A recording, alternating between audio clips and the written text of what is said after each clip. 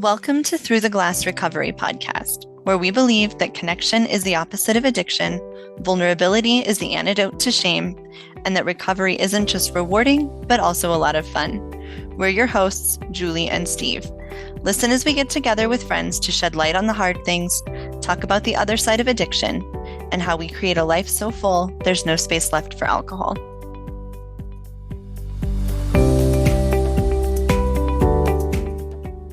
In this episode, we talk with Derrick, Liz, and Corinna about what it's like to go public with recovery, what we sometimes like to call recovering out loud. We talk about getting past the fear of judgment so that we can share all of the hard work that we're proud of.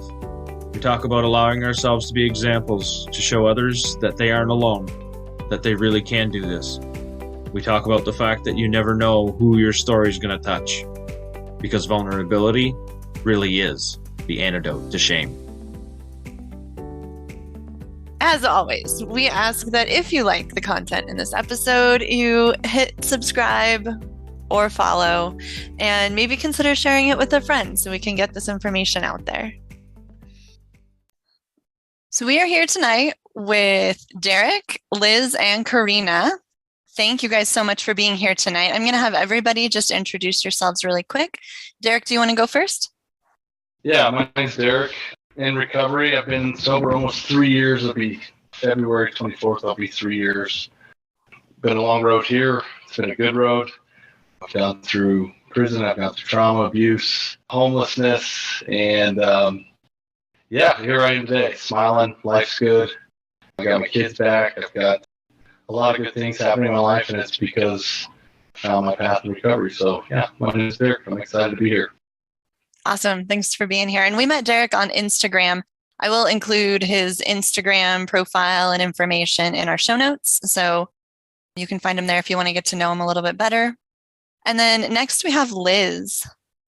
Hi, thanks for having me on. My name's Liz. I am 41 years old. Had to think about that for a second. 321 days sober today. And I live in North Carolina, and I work in marketing. I don't know if that matters. But Sure. All right. Yep. Cool. Everything matters. everything matters. Awesome. Well, thanks for being here tonight. And then last but not least, we have Corinna. Hi, guys. Thanks for letting me come on tonight. I am Corinna. I am of an age. I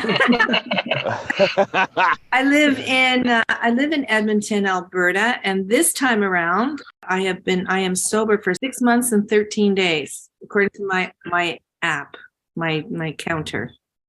Awesome. Cool. Well, thank you so much for being here. So to introduce our topic for tonight, I think a lot of people worry about telling others about their alcoholism and sobriety. I know everyone here has shared with at least some people, either in person or on social media. We've all tackled it in slightly different ways. But what's it like to tell people? What's it like to go public? What kind of responses have you received? And what has been the outcome?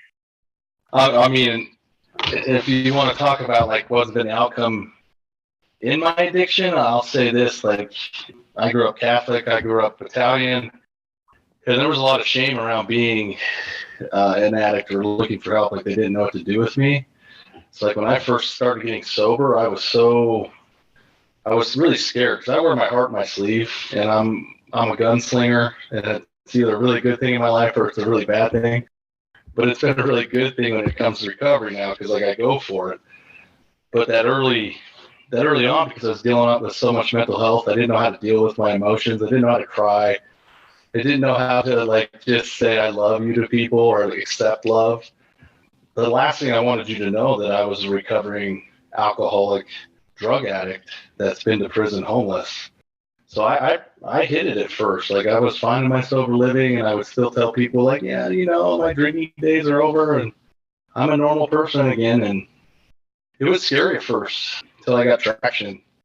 And obviously nowadays, like, I'm not shy about it at all, but it was really hard to kind of open up and start talking about my life as an addict and as in recovery and the problems that I had, because there was such a stigma against people that are in addiction and how we're, not normal and we're not a part of society and we can't be helped. And I got pushed aside a lot. So it's like, I felt like if I got sober or shared that, I would get judged for that at job interviews. I get judged for that at churches. I get judged for that in circles. Why can't you drink? So it was just scary because my whole life, I just wanted to be normal, if that makes sense. Wanted to fit in. Yeah. That's like the whole reason I drank, was to fit in or to deal with all that unmanageability in my life, all that trauma, hurt, mental health. It quieted it for a little bit, but it was just a Band-Aid. I wasn't healing anything. It just gave you a hole to put it in. That's all. Yeah. Eventually it has to come out of that hole. I know what you mean by, having to put it away. And then even the fear of recovering out loud. Like you said, I like the word when you said traction. Like you've kind of slowly build that confidence up. You want to say it, but you're not sure how it's going to land. Yeah. Right. You're just like, I wanna scream this from the damn rooftop. I am an alcoholic, and I'm fucking proud of it. Like I am. I'm proud of it because of where I am today and what I've done to get to where I am today. And it's taken a lot of damn effort. It's one of the hardest things I've ever done, but it's also the most rewarding thing I've ever done. I was going to say, for me, I'm finally, maybe for the first time, really proud of who I am. And so I want to share that with people and let them know why. And I'm proud of all of the work that I've done. I'm proud of who I've become. And when I started out, I wasn't going to tell anybody. The first time I quit drinking, I didn't even tell my husband. And now I'm like, I'm really proud of this, and I'm really proud of what I've done. And I'm really angry that other people feel so much shame because of all the stigma. And I guess if any of us can talk about it, maybe it'll help change the stigma a little bit. I think I had to see someone do it before I could do it. Like I had to see someone find the courage to do that hard thing, and then it's like, I can freaking do that. That is something I can do. That's something I can stand behind. That is me. I'm just quiet about it. Once I was shown, I could easily just stand in there. And that started like day one in sobriety when I went to my first meeting. You can be sober. Mm-hmm. Like you can quit. It started right there. And the ripple effect of that just compounded. Yeah. I just started a job this week, and yesterday I had to do a 5-minute me presentation where they had a slide and I had to put a bunch of pictures up on it and then present myself for 5 minutes. And one of the pictures was from when I went up to Niagara Falls to meet some people from sobriety. And I thought about it because, obviously sobriety is such an important part of my everyday now. And the people who I feel closest to at this point in my life are people I've met through sobriety. And so it almost seems like a waste to not talk about it. And I really thought long and hard about, do I want to say in front of, I guess it was like 50 people, like, hi, I'm sober. And, this is my 3rd day on the job. And, ultimately, I didn't end up saying it. And part of me is kicking myself for not having the courage to do that. And what I said to that picture was, I enjoy traveling. And it's just, and I do. That's true. It's not a lie, but it's also, it wasn't the full truth. And that feels sad, But it was that same thing about, like, I don't know any of these people and I don't want them to judge me for that, even though I don't feel like it's anything to be ashamed of, which, and I guess sounds kind of hypocritical in a way for me to say I don't think it's something to be ashamed of, and yet I didn't talk about it. But yeah, I don't know. I'm hoping that it's something that as they get to know me a little bit better, that I can speak to, because I think it's just struggling between, I'm the type of person who tends to just like put my whole life out there immediately and then trying to figure out, like, where is it safe to do that and where is it not safe to do that. So yeah, I think, you said you kind of regretted not saying something. And I think the longer we're sober and the better we get at being our authentic selves, when we aren't, we're like, ooh, that was kind of uncomfortable. I wish I would have just been a little more real. Yep. Oh, I was just going to say for me, so I'm a school teacher. So that's not something I will, announce to my class, my students necessarily, because they're not of drinking age. And it's not really appropriate in that setting. However, what I did was on my 6-month anniversary is I made a post on social media on my Facebook page, which announced my 6-month sobriety.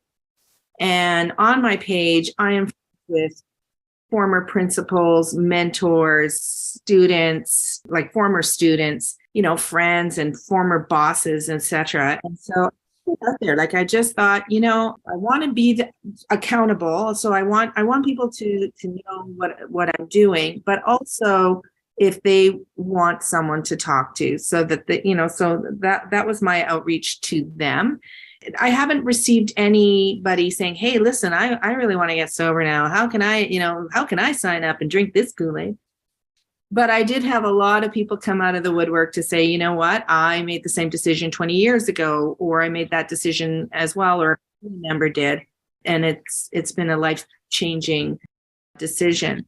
My story is a little different in terms of being a functioning alcoholic or drinker. And we all know, so some of us use the term alcoholic and some of us use alcohol use disorder.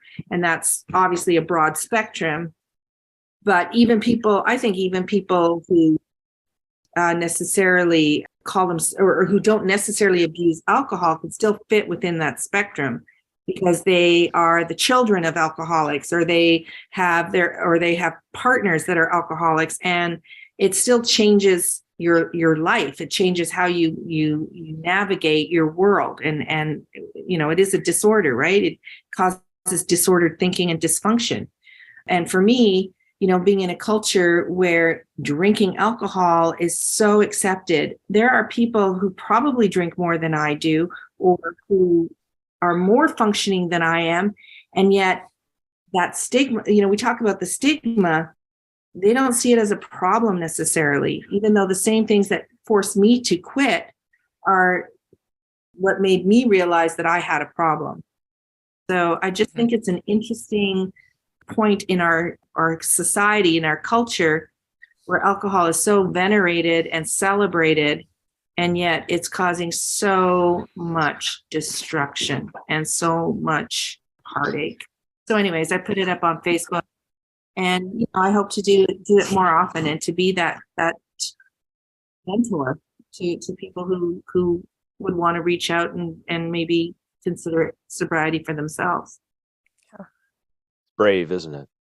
Liz, when you talked about work, that's where the fear sat with me the most. I had conversations with my parents. I've had conversations with friends. And when I went and I hit post a little bit of my story on Facebook, the worry for me, the fear for me when I hit that wasn't family and friends. It was all work related. All of it. That's where that fear was. Is what were they going to say at work? I wonder what that rumor mill would be like. I wonder.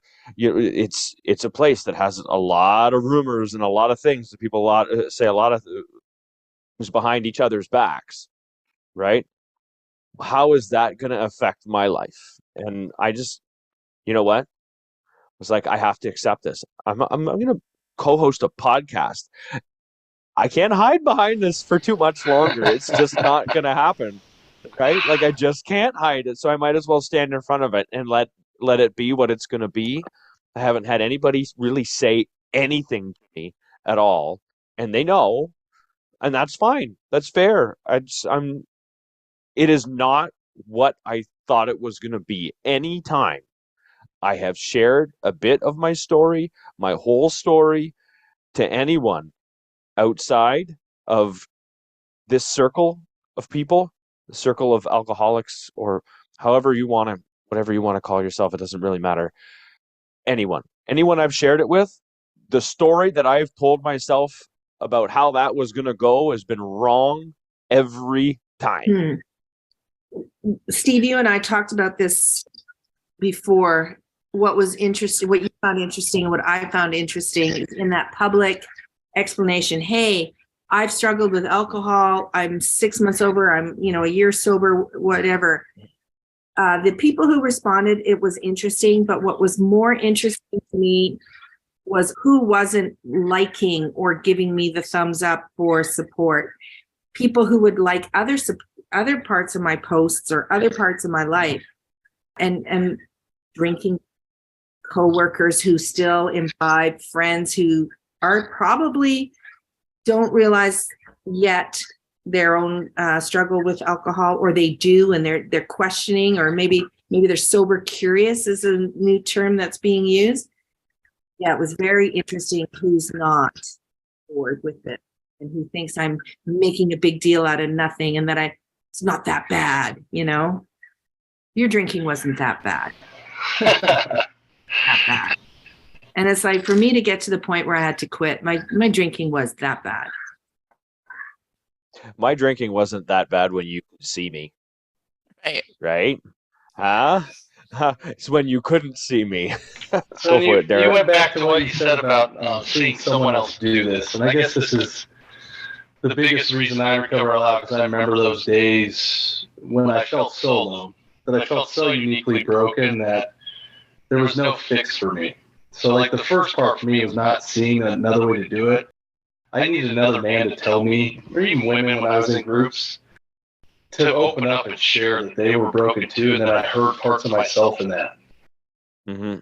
So like that's what first made me go, okay, this person's just like me. I just heard them talk about, drinking or meth use or addiction, and they're having the same problems I am. And then when I started realizing I wasn't alone, and then they gave me these answers, I said, okay, I can take this step.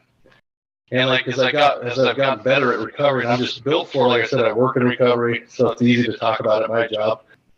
I've realized how important it is for people to hear that they're not alone. So like, I'll probably post something one a day on Instagram, Facebook, talking about my time in prison, talking about my trauma, talking about how I grew up in a family where we sarcastically beat each other up and we didn't tell each other we loved each other. And how much that stuff caused me to drink. How much my unhealthy behaviors that were taught by my parents, and that wasn't their fault. They were just taught the same thing.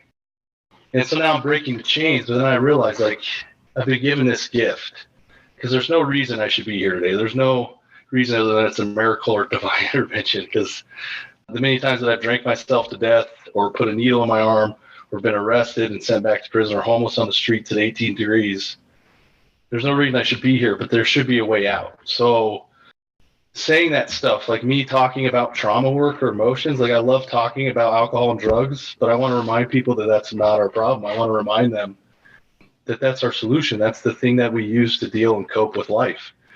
So like recovering on life is so important to me is because if I can sit there and say, I've come from prison, I've come from homelessness, I've come from mental health, trauma, abuse, then there's a way out.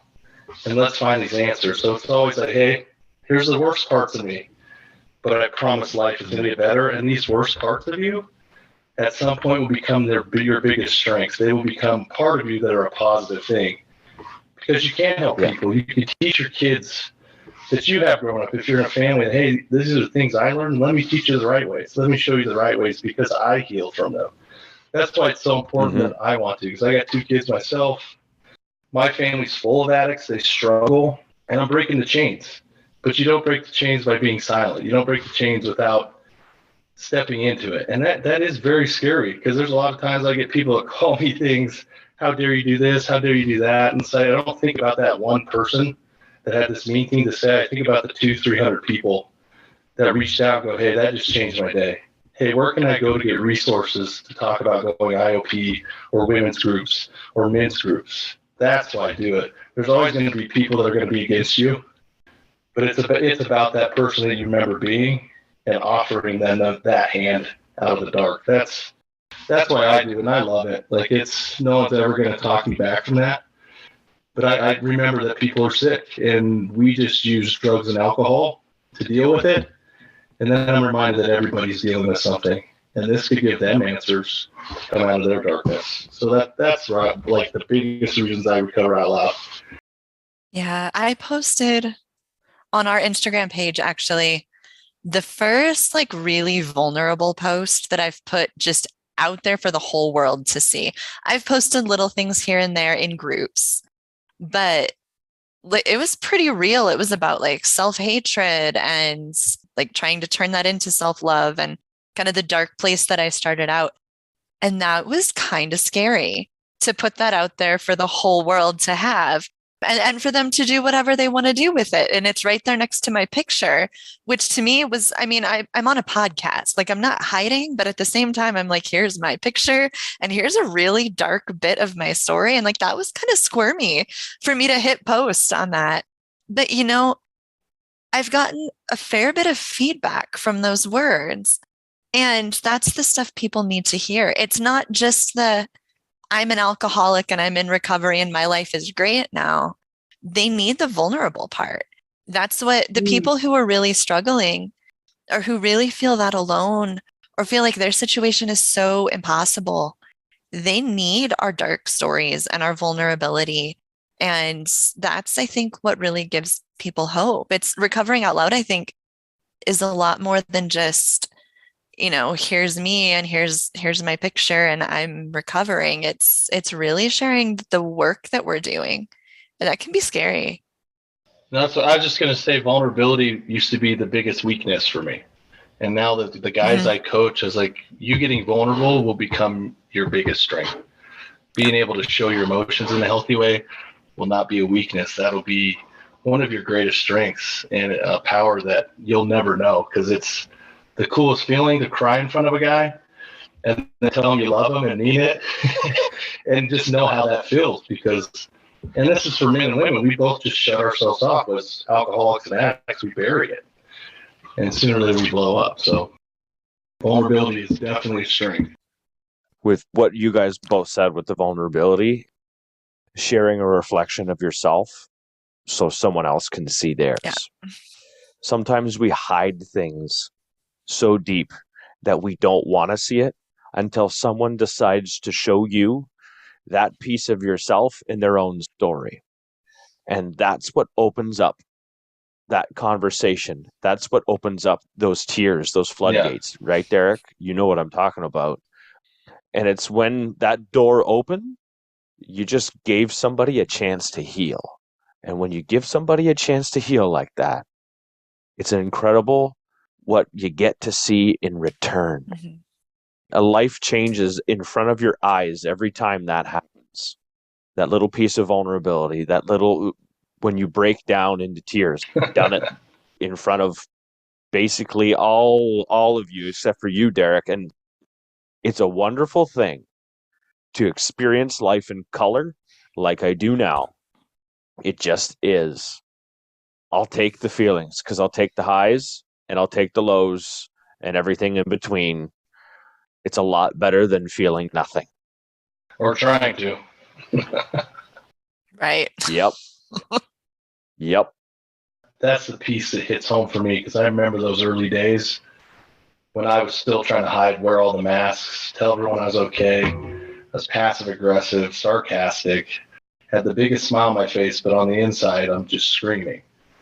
And it was someone else when I finally said, hey, like, I did this, like, this is what I'm doing. And the guy goes, you know what, I've done the same thing. And that light bulb went off of me, and I looked at him. I'm like, what do you mean you did the same thing? And that feeling of not alone in my shame was huge. You know, it started to let go of shame so I could go, okay, well, tell me more, because if I'm not alone and you're doing this well at 12 years sober, I might listen to you, you know? Yeah. Yeah. Uh-huh. Well, Julie, I read your Instagram post, and what's funny is that listening to you talk about it just now, it didn't even occur to me that you were being so vulnerable and putting yourself out there in such a big way, because I know you from, you know, inside an app that some of us know each other from, where people, not always, but, you know, a fair amount of us do post pretty vulnerably. And that's how, you know, with Steve and Julie, particularly in my early days of sobriety, they were so vulnerable and authentic and open and talking about the really hard, ugly things that a lot of us try to hide. And that's how I healed, was seeing that in other people and realizing that the things that I was so deeply ashamed of, other people were going through too, and that, just not being alone in it. And so, I mean, yeah, it's y'all, and I mean, everybody in this community, you've touched me deeply and helped me on my journey. And yeah, I mean, I think it's really commendable that you're now putting it out there in a very public way. And Derrick, you too, you're recovering out loud in a big way. And that's just incredible, because you don't even know the people you're touching. So they might not be commenting, they might not be liking, they might not, and same thing with you, Corinna, with the Facebook post. Like, for the people who didn't respond, I wonder if there were people out there who still read it and it still made an impact. So just, kudos to y'all for doing that. I think we always say, and I mean, it's even in like our intro, vulnerability is the antidote to shame. And when I started this whole journey, shame was the entire theme of it all. I was so completely ashamed of who I was. There was no way. Yeah, I mean, there was no way I was going to let anybody see any of this. And it's a complete flip now. I'm like podcasting about it, but that really that gets rid of all the shame. There's no shame left. When you put all of your vulnerable stuff out there, you're met with a ton of acceptance and a ton of love, and it makes all that shame go away completely. I've received so much kindness and encouragement and empathy from people for being as vulnerable as I have been, that one or two remarks that are toward the negative really aren't going to affect me anymore. Well, maybe just a little bit. Maybe, but they're not gonna that one guy will say something and I gotta call my sponsor. I'm like, this guy totally gave me one that I'm not sure. Right. I'm in my ego right now, but that guy really hurt. My sponsors was like, how many likes did you have? How many good comments? I'm like, there's like 100, 200. He goes, why do you want to focus on the one dude? I'm like, you're right. My bad.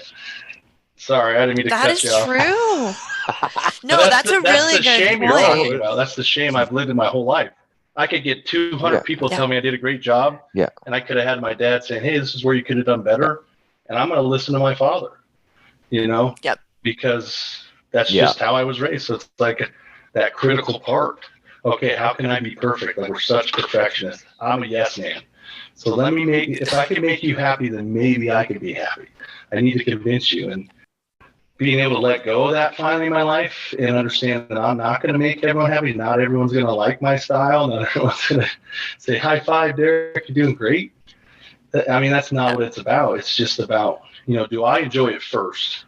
Am I okay with it? Is it good for my self-care? Because not everyone needs to recover out loud. I want to say that. Like, some people are just happy to get their families back and they go about their lives.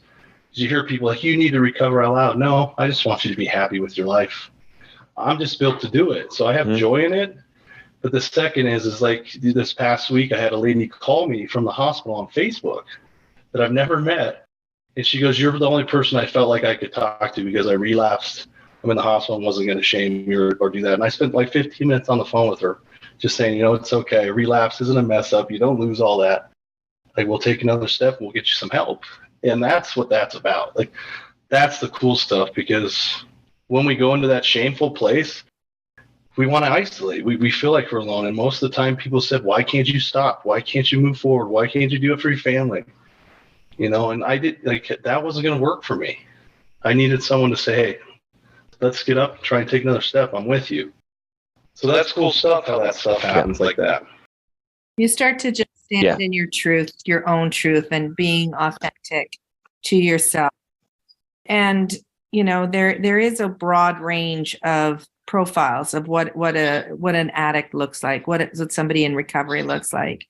And for me to be out there out loud, there are other high functioning alcoholics who don't think they have a problem or are questioning whether they have a problem.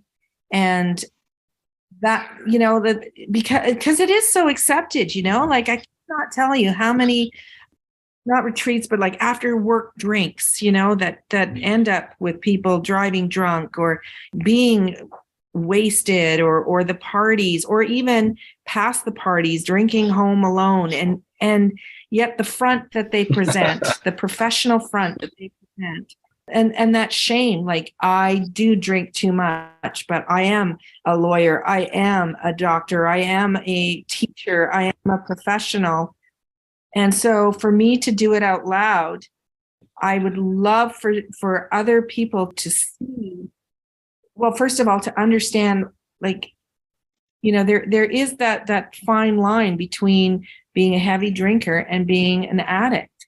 And I don't think that line is expressed enough. And then to be in recovery, because I fucking struggle. Like, it's hard not to drink, even though I'm, I still maintain my job. I still maintain my profile in society, my status. I still struggle. I have struggles. And so for me to be out loud and to hopefully, like you say, to be vulnerable, like, I would like to see more people feel brave enough to take that step to say, I am an alcoholic, and I need to stop because I'm spinning out of control. Yeah. And we never know who our story is going to touch. Even just a one-on-one conversation with somebody, you never know who's going to hear what they need to hear. I mean, going public doesn't have to be posting your picture and your deepest, darkest secrets on Instagram. But, it can be an honest conversation with a friend, and you never know how that's going to touch that person.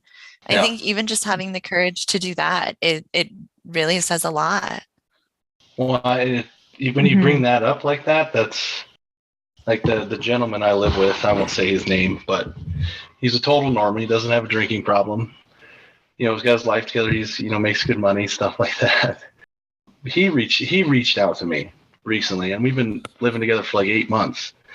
And he's always watching my stuff, but he doesn't really like it. He just, I can always see his little, you can see people's pictures on there and who view your stories and stuff. Well, he reached out and goes, "Hey man, like, I can't tell you how much your stories and how you speak up about vulnerability and talking about what you do, it's making me think that I need help too." And he's going to go and get help, but we're sitting down Monday night to have dinner. And that's what I mean. Like, you don't even, like, that's what I'm saying. Like, us being addicts and alcoholics is not the problem. That's just something that gave us a solution to people that the whole world needs this stuff, because the whole world's broken in certain ways, and we just all have different ways of dealing with it. So that's just another cool way to share my story that has nothing aligned with his. He's never been to prison. He's never been homeless. He's taking care of his bills, paid his taxes. Everything looks all right. But really on the inside, he has some questions going on about, things he needs to deal with. And that's what's cool is, like you said, Liz, is you don't know who this is touching. Even if they like your posts or don't like your posts, like, it's hitting someone in the chest and making them start to think that they can change too. Yeah. If we never talk about it, we never give it an opportunity to go away. We never give it an opportunity to help someone else, right? Like, we talked about recovering out loud, and one of the big things that we talked about here is stepping inside of our shame so we can share what we've been shown. Yeah. If anything, that is basically the key to this whole thing. And it's beautiful when you do give yourself and somebody else a chance to see a little bit of you, so maybe they can see a little bit of themselves, even somebody that's not an alcoholic. I just want to say thank you guys for coming on the podcast, sharing your stories of recovering out loud. Really appreciate your time. Thank you guys. Thanks for having us. Thank you. We'd also like to thank our listeners for sharing space with us. Remember to subscribe or follow to keep getting new content. And if you have any comments or topic suggestions, email us at throughtheglassrecovery@gmail.com. We'll see you next time as we continue to explore life on the other side of alcohol.